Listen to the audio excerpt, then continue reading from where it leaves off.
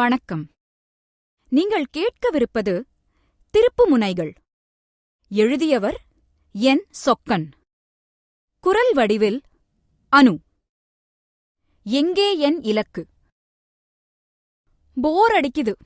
சிறுவன் வில்லியம்ஸ் இந்த வார்த்தையை பயன்படுத்தாத நாளே கிடையாது. வீட்டில், பள்ளியில், விளையாடும் இடத்தில் என்று எங்கேயும் எப்போதும் எதுவும் அவனுக்கு போர்தான். என்னதான் சுவாரஸ்யமான ஒரு விஷயத்தை சொல்லிக் கொடுத்தாலும் சில நிமிடங்களுக்குள் அது அவனுக்கு சலித்துப் போய்விடும். போரடிக்கிறது என்று எழுந்து போய்விடுவான். இந்த பையனை என்னதான் செய்வது? வில்லியம்ஸை நினைக்கையில் அவனுடைய பெற்றோருக்கு மிகவும் கவலையாக இருந்தது. பையன் என்னவோ புத்திசாலிதான். எந்த பாடத்தையும் அதிவேகத்தில் கிரகித்துக் கொள்கிறான். பிறகு நூலகத்தில் அது பற்றிய புத்தகங்களையெல்லாம் கரைத்துக் குடித்து சில தினங்களுக்குள் மிகப்பெரிய வித்தகனாகிவிடுகிறான். அதன் பிறகுதான் பிரச்சனையே. இவ்வளவு தூரம் விரும்பி படித்த பாடத்தை போரடிக்கிறது என்கிற ஒற்றைச் சொல்லால் நிராகரித்துவிட்டு அதற்கு சம்பந்தமே இல்லாத வேறொரு விஷயத்துக்குள் தாவுவான் வில்லியம்ஸ். அங்கே சில தினங்களை கழித்த பிறகு அதை மறந்து மறுபடி வேறொரு புதிய ஆர்வத்தை தேடத் தொடங்கிவிடுவான். இப்படி ஒரு பையன் குரங்கு போல் மரமாக தாவிக் கொண்டிருந்தால் அவனுடைய எதிர்காலம் என்ன ஆகும்? ஏதேனும் ஒரு விஷயத்தில் ஆர்வம் செலுத்தி உழைத்தால்தானே நாளைக்கு பெரிய அளவில் முன்னேற முடியும்.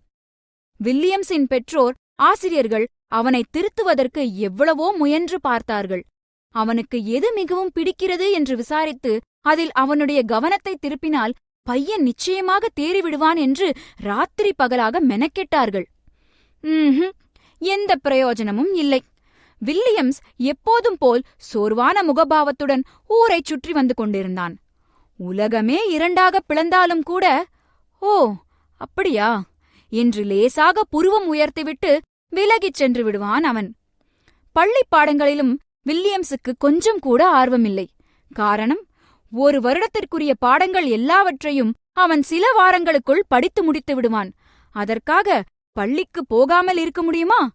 ஏதோ கடமைக்கு அவ்வப்போது பள்ளியில் தலை காட்டுவான். வகுப்புகளுக்குச் செல்ல மனமில்லாமல் நண்பர்களோடு எங்காவது சுற்றிக் கொண்டிருப்பான். வில்லியம்ஸின் நண்பர்களும் அவனைப் போலவே வினோத பிறவிகள்தான். அவர்களுடைய வயதுக்கும் அவர்கள் படிக்கிற புத்தகங்கள், பேசிக்கொள்கிற விஷயங்களுக்கும் சம்பந்தமே இருக்காது. முக்கியமாக வில்லியம்ஸின் உயிர் நண்பன் பெயர் பால் ஆலன்.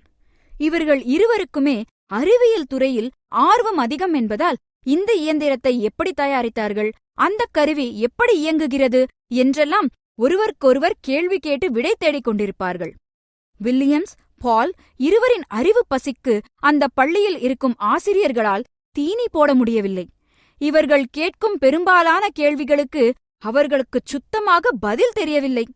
ஆகவே தூரத்தில் இந்த பையன்கள் தென்பட்டாலே ஆசிரியர்கள் தலை தெறிக்க ஓடத் தொடங்கினார்கள். இப்படி ஆசிரியர்களும் அவனை கைவிட்ட பிறகு வில்லியம்ஸால் என்ன செய்ய முடியும்? உலகே மாயம், வாழ்வே மாயம் என்று பாடாத குறையாக எங்கோ வெறித்துப் பார்த்தபடி திரிந்து கொண்டிருந்தான் அவன். அப்போதுதான் அவனுடைய பள்ளியில் ஏதோ பெரிய பெட்டிகள் வந்து இறங்கின. அவற்றை ஒரு தனி அறையில் பத்திரமாக பாதுகாத்து வைத்தார்கள். வில்லியம்ஸுக்கு புதிதாக எதை பார்த்தாலும் ஆர்வம் துளிர்த்துவிடும். என்ன இது என்று ஆவலோடு விசாரித்தான். கம்ப்யூட்டர் என்று பதில் வந்தது. வில்லியம்ஸ் ஆச்சரியமாக வாயை பிளந்தான். கம்ப்யூட்டரா? நம் பள்ளியிலா? கணினி என்று செல்லமாக அழைக்கப்படும் கம்ப்யூட்டர்கள் இந்த காலத்தில் எல்லா இடங்களிலும் நுழைந்துவிட்டன. ஆனால் அப்போது மிகப்பெரிய அலுவலகங்கள், ஆராய்ச்சி சாலைகளில் மட்டும்தான் கம்ப்யூட்டர்களை பயன்படுத்தினார்கள். அந்நாளைய கம்ப்யூட்டர்கள் ஒவ்வொன்றும் பீமன், கடோத்கஜன் சைஸுக்கு பிரம்மாண்டமாக உயர்ந்து நிற்கும். அதற்கேற்ப யானை விலை, டைனோசர் விலைதான்.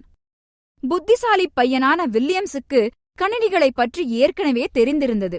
ஆனால் இப்படி கண்ணெதிரே தன்னுடைய பள்ளியிலேயே கம்ப்யூட்டர் வசதி வரும் என்று அவன் கனவில் கூட நினைத்திருக்கவில்லை. இந்த கம்ப்யூட்டரை நான் ஒருமுறை தொட்டு பார்க்கலாமா? ஆசையாக கேட்டான் வில்லியம்ஸ். ஓ, தாராளமாக என்றார் அவனுடைய ஆசிரியர். உன்ன மாதிரி மாணவர்களுக்கு பயன்பட வேண்டும் என்பதற்காகத்தான் இதை வாங்கியிருக்கிறோம். கம்ப்யூட்டரை ஆர்வத்தோடு தொட்டு பார்த்த வில்லியம்ஸுக்கு அடுத்தடுத்த கேள்விகள் வரிசையாக எழுந்தன. இந்த கம்ப்யூட்டரை எப்படி இயக்குவது? இதில் புரோகிராம் எழுதுவது எப்படி? எனக்கு சொல்லித் தருவீங்களா சார்? அதெல்லாம் எனக்கு தெரியாதுப்பா என்றார் அந்த ஆசிரியர். முடிஞ்சா நீயே கத்துக்கோ, நீதான் புத்திசாலி பையனாச்சே. இப்படி சொல்லிவிட்டு அவர் பரபரவென்று ஓடி மறைந்து விட்டார். அதற்கு மேலும் அங்கேயே நின்றால் வில்லியம்ஸ் புதுசாக ஏதேனும் கேள்வி கேட்டு விடுவானோ என்று அவருக்கு பயம். அடுத்த சில நாள்கள் வில்லியம்ஸும் பால் ஆலனும் அந்த புது கம்ப்யூட்டரை விட்டு அங்கே இங்கே நகரவில்லை. ராத்திரி பகலாக அந்த அறையிலேயே தவம் கிடந்தவர்கள் கம்ப்யூட்டருடன் வந்திருந்த கையேடுகள், உதவிக்குறிப்புகளை படித்துப் பார்த்து அதனை எப்படி பயன்படுத்துவது என்று கொஞ்சம் கொஞ்சமாக பழகிக் கொண்டார்கள். அதுவரை எந்த விஷயத்திலும் தொடர்ச்சியான ஆர்வம் இல்லாமல் திரிந்து கொண்டிருந்த சிறுவன் வில்லியம்ஸின் வாழ்க்கையில் அந்த கம்ப்யூட்டர் காதல் ஒரு புதிய அத்தியாயமாக அமைந்தது. முதல் முறை கம்ப்யூட்டரை பார்த்தபோது மயங்கி விழுந்தவன் அதன் பிறகு அந்த மாய வலையிலிருந்து மீளவே இல்லை. பள்ளிக் கணினியில் முதன்முதலாக புரோகிராம் எழுதி பழகிய அந்த சிறுவன் வில்லியம்ஸை நமக்கு நன்றாக தெரியும். மைக்ரோசாஃப்ட் நிறுவனத்தை தோற்றுவித்து கம்ப்யூட்டர் சாஃப்ட்வேர் துறையில் ஒரு புரட்சியை கொண்டு வந்தவர். கிட்டத்தட்ட 15 ஆண்டுகளாக உலகின் டாப் பணக்காரர் அந்தஸ்தில் அமர்ந்திருந்த பில்கேட்ஸ். நம்முடைய இலக்கு எது, பாதை எது என்று தெரியும் வரை வாழ்க்கை பயணம் போரடிப்பது போலதான் தோன்றும். ஆனால் பில்கேட்ஸுக்கு கம்ப்யூட்டர் போல் நம் வாழ்க்கையை புரட்டிப் போடப் போகும் அந்த திருப்பு முனை எப்பொழுது எப்படி எதிர்ப்படுமோ தெரியாது. அந்த நேரத்தில் அதை சரியாக அடையாளம் கண்டு பயன்படுத்திக் கொள்வது நம்முடைய சமத்து.